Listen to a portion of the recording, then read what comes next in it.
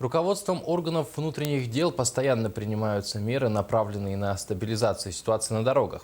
Так, на днях сотрудники ГИБДД в Амгинском районе провели акцию «Безопасная дорога в школу» для учащихся Амгинской средней школы номер 2. С подробностями Мария Иванова.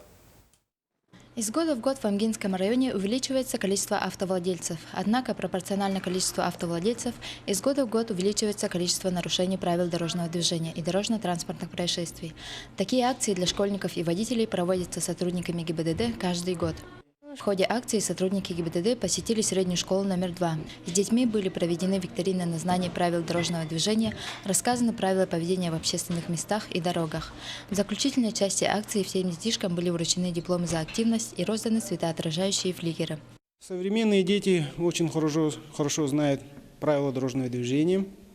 Я бы так сказал, молодцы, очень грамотные сейчас дети.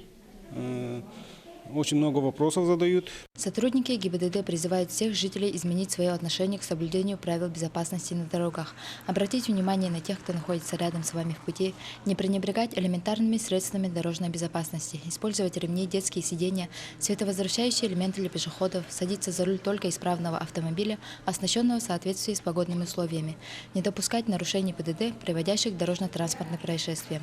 Мария Иванова, Рустам Пудов, НВК Саха, Амга.